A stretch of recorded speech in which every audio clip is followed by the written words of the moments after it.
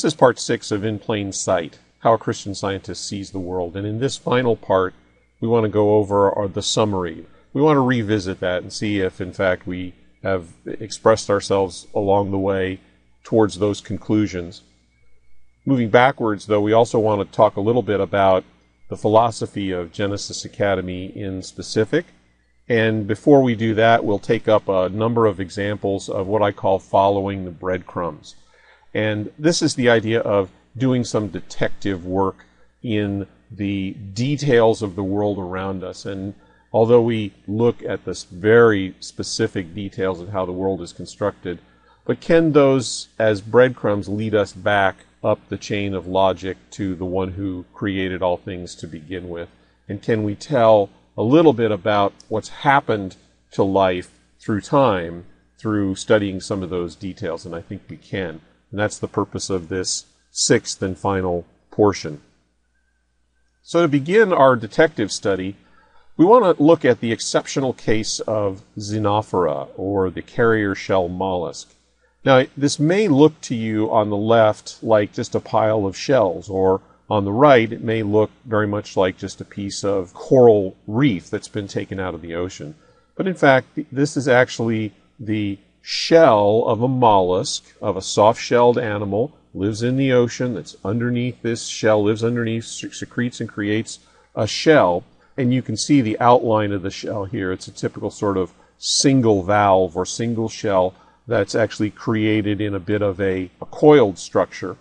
But the unique thing about this is that the animal inside deliberately takes its foot and gathers up pieces of other shells and debris and places those on top of its own shell. And you see on these edges over here other shells that are actually cemented to the main shell, or in this case, an entire piece of a coral reef that has become attached on the top of this shell.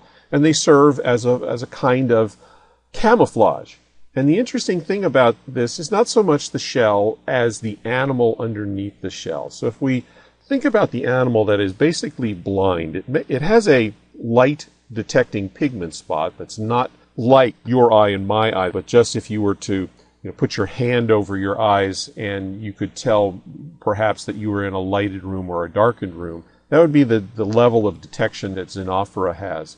But it is an animal that's basically blind, but carries strange things on its own shell. And this is a behavior that occurs in the lighted area of the ocean, the first 20 meters, let's say, 60 feet, where there's enough light penetration.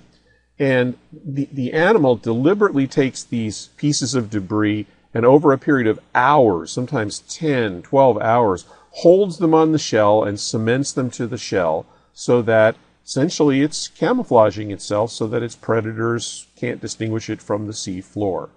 Now you have to begin to ask about the brain of this animal. Is this a volitional event? Is this something that the animal chooses to do of its own accord, or is it something that it's programmed to do? And it's very likely that this is a programmed behavior that's triggered by sunlight, or wavelengths of sunlight, or an intensity of sunlight. So my question is, why would this animal evolve to do this?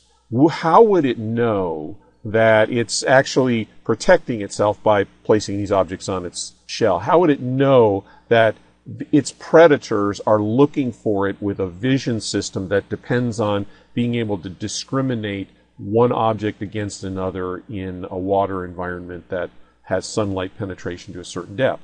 There's lots of things that this animal would have to know in order to exhibit this behavior and camouflage itself so that it would be more difficult for predators to see it and it would be more likely to survive. These are the kinds of breadcrumbs that you wonder about, because my thinking is that it's not that this animal would know those things. It's that the God who designed the animal to be in this environment would know what sort of competitive situation it would eventually face in its life in the ocean. That kind of behavior that's triggered by sunlight, that doesn't occur in deeper depths, really seems to me to be a designed-in behavior. It's hard to think of this animal spending hours and hours cementing things to its shell without really any comprehension of why it would be doing this, except that it would have developed this over time in a stepwise way for its own survival. And each time it placed one shell on its outer shell and held it there for 10 hours, that it had left more offspring. This idea of sequential natural selection through time really makes it difficult to believe that this animal really evolved to this point by those processes, rather than was an intentionally designed animal who these behaviors were appropriate for and are appropriate for its own type of camouflage. The second example of detective work comes from looking at herons and cranes and identifying the fact that they face a biological challenge of standing in very, very cold water. And if they are not able to conserve body heat, they will go hypothermic and die. And so there happens to be a biological structure, a physical engineering structure called a counter-current exchanger. And this is based on the physical principle of heat transfer. That transfer of heat occurs from hot to cold. And if you have warm or hot blood that comes in contact with cold blood passing in the opposite direction, there's a normal transfer of heat just by the second law of thermodynamics from hot to cold. And what circulates then in the extremities is cool blood. What is kept in the core of the animal is warmth and warm blood, and the animal is thus able to survive standing for hours in very, very cold water or cold temperatures. Now, ducks and geese are very well insulated, and you would not expect that they would need to have a way to conserve body heat in this way. And in fact, countercurrent exchangers don't appear in this form in the legs, between the body and the legs of ducks, geese, and gulls, because they simply don't need it. Now, in animals from the land, armadillos and sloth and anteaters are very sensitive to low temperatures. And so you might expect that there might be some sort of a countercurrent exchanger that would keep heat from being dissipated on the surface of these animals during cold temperatures. And that's, in fact, exactly what happens. And so the observation of the fact that this engineering solution occurs in one kind of a bird but not another, and in certain kinds of animals on land but not others, leads to the conclusion that God is in fact a great engineer and a problem solver, and that there is someone who could match the solution to the problem, who understood what these animals would face and what their needs would be, and matched a physical, biological solution to the problem of these animals' survival. The third example has to do with human physiology, because physiology doesn't lie. We saw that in the examples of the shorebirds and the armadillos and the sloths. Keep that in your mind. Physiology does not lie. One of the things that is very, very telling about pregnancy is that a human pregnancy, creates a condition of what's called maternal tolerance. And the reason for that is that the baby is essentially a foreign object.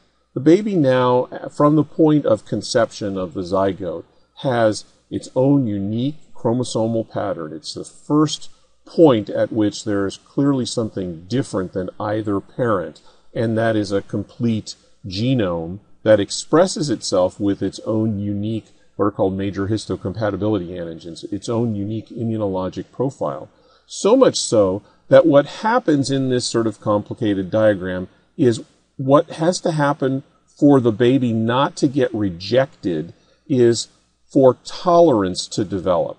In other words, the foreign body that would otherwise normally be expelled and immunologically destroyed by the mother's body is allowed to flourish and allowed to live and allowed to stay in the mother's body until it's time for birth.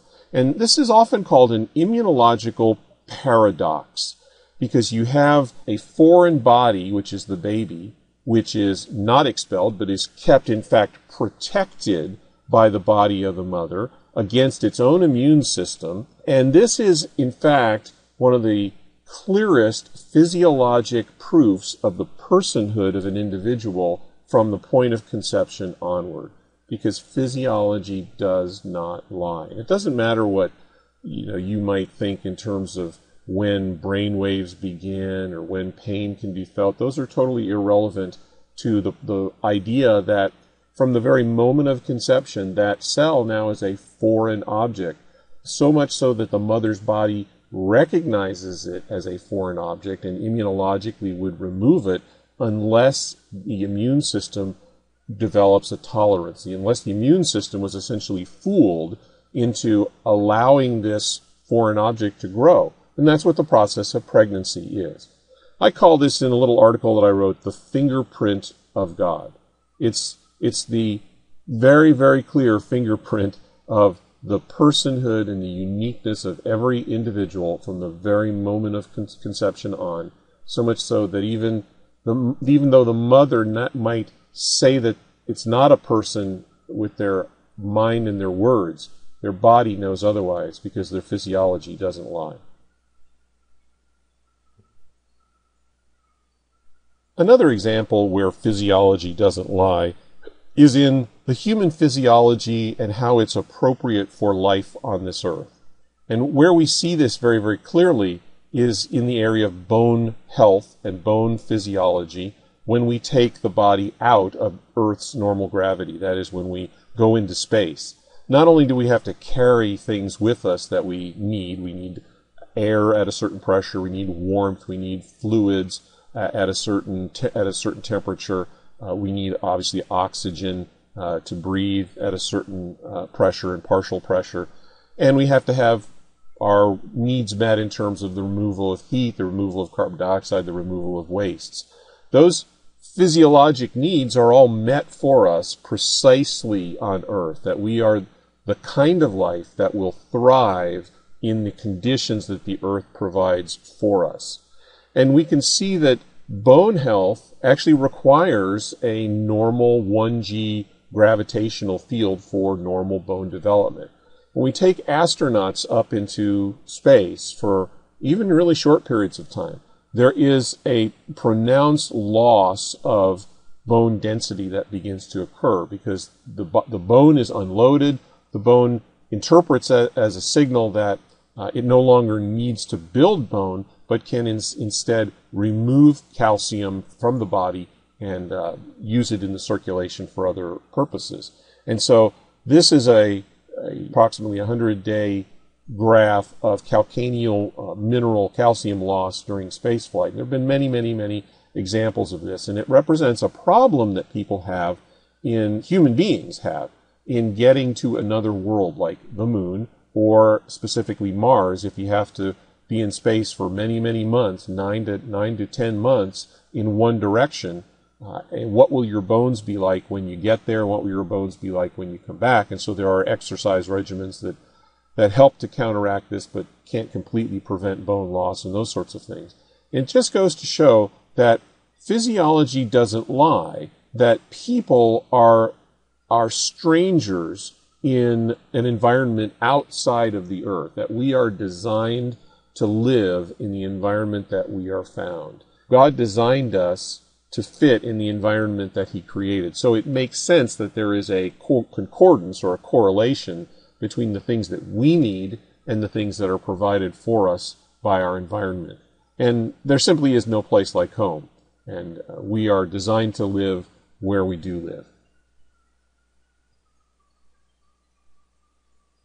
The previous example showed us that the earth provides all the things that we need that are fit for the kind of life that we are.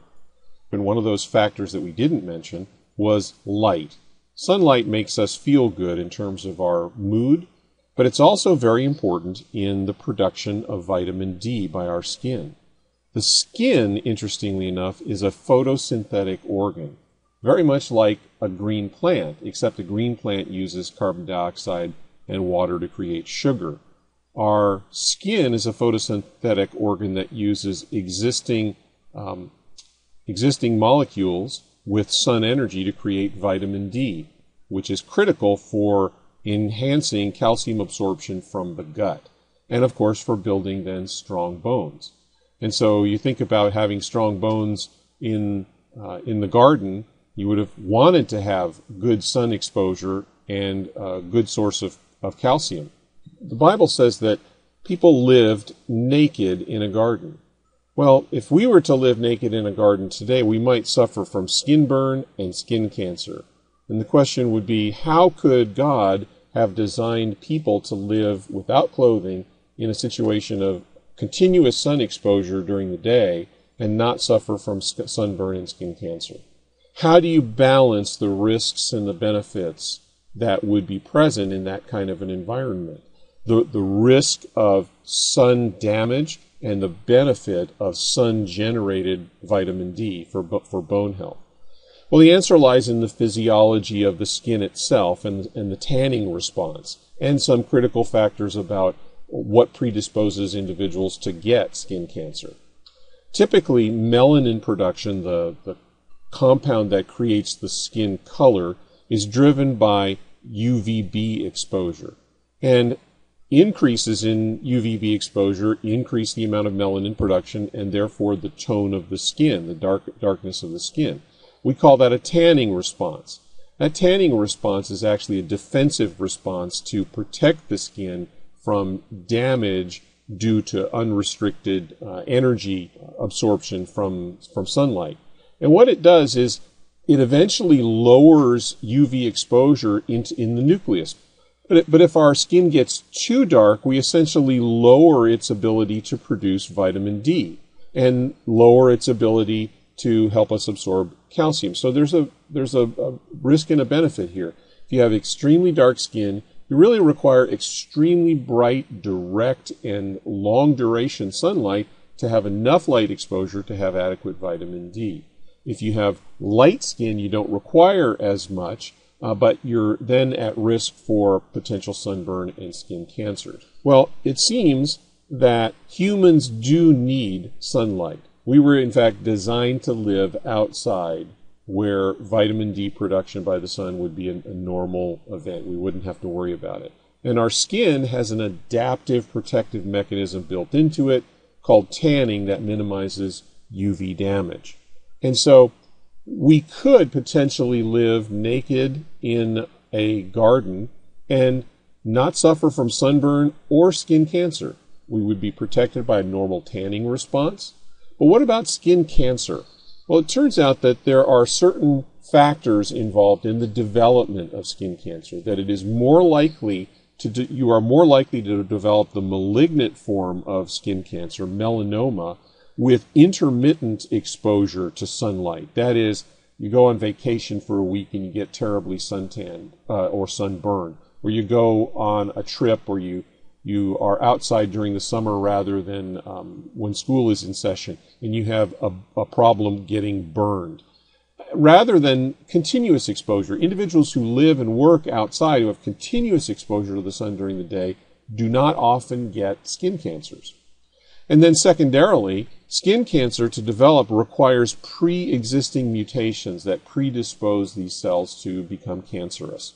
And if I think about Adam and Eve's gene pool, and I call it the operating system 1, the OS1, it would have lacked these pre-existing genetic mutations needed to develop a malignant form of skin cancer.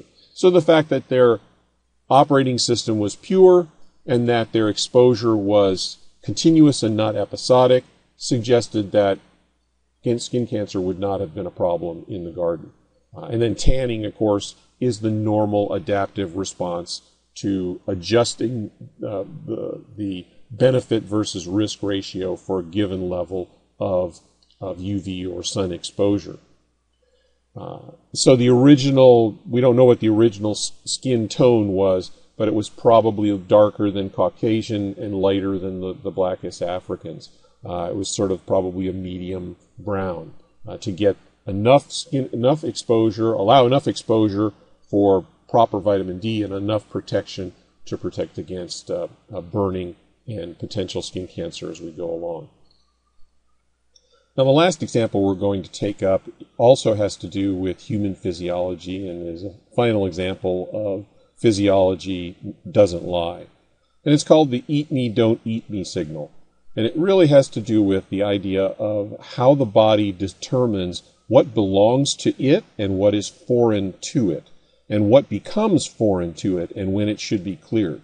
So if you think of a cell that's fighting an infection, that is ready to die, it's ingested a bunch of microorganisms and killed them, and that cell is now what's called an apoptotic cell. It's about ready to die. It exhibits on its surface a signal called the eat me signal, and these are known in terms of what they actually are.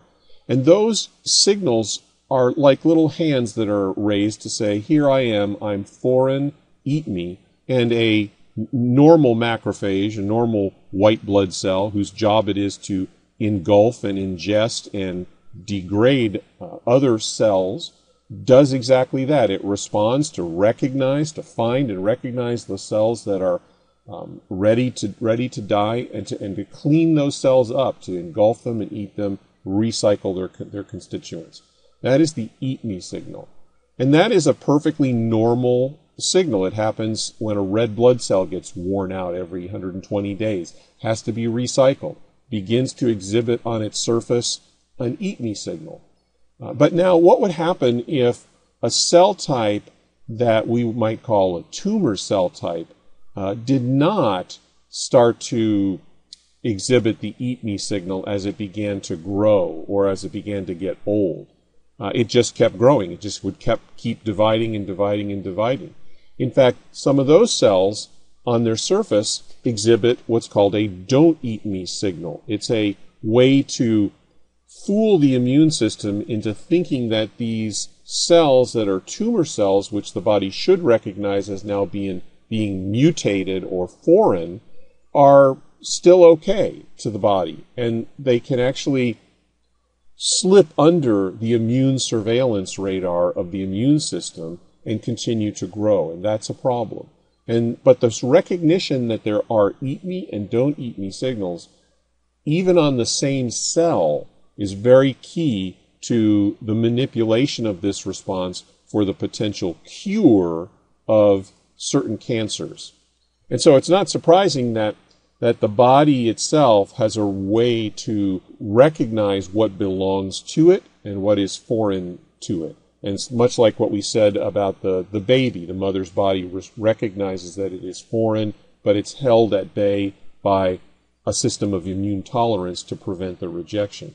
And this is a situation where at the cellular level, in the immune system, this kind of eat me, don't eat me goes on all the time, because cells are constantly dying and turning over and being recycled. So as we come to the end of part 6 and the end of the series entitled In Plain Sight, How a Christian Scientist Views the World, it's appropriate to talk a little bit about Genesis Academy and introduce the new Genesis Academy logo. The heavens declare the glory of God, and the sky above proclaims his handiwork. At Genesis Academy, we feel that it is possible to be both a scientist and a Christian, and that we expect there to be some conflict, mostly over the interpretation of data and not over the data itself. It's true that the world doesn't come with an instruction manual, and so our philosophy is that we have to follow the breadcrumbs wherever they lead. Those breadcrumbs, in our view, lead to the idea that God is our provider, God is a great problem solver, the great biological engineer, but he is also our redeemer, and that creation in general shows God's incredible power, and the cross shows his love for each of us. Our final thoughts were the same as our beginning thoughts, that Christian scientists see the same world, that is in plain sight. We use the same scientific method, and we use the same data as non-Christian scientists. And we often draw the same conclusions, although sometimes the conclusions do differ. We also see clear signs of purpose and design in the universe. That's the analogy of the arrow. And we infer from seeing the arrow that there is intentional design by a creator God who is separate from the creation, but whose reality is confirmed in several ways. By the details of creation, by logic, by history, by a unique written record we call the Bible, and by personal experience. And this worldview to us makes more coherent sense of biology and chemistry and physics than does a naturalistic or atheistic worldview, and it represents to us real knowledge in a real world, and it provides a sufficient base for society to have enduring moral values. I want to thank you for spending this time with us at Genesis Academy. I'm Dr. Michael Windhauser. Thanks for watching.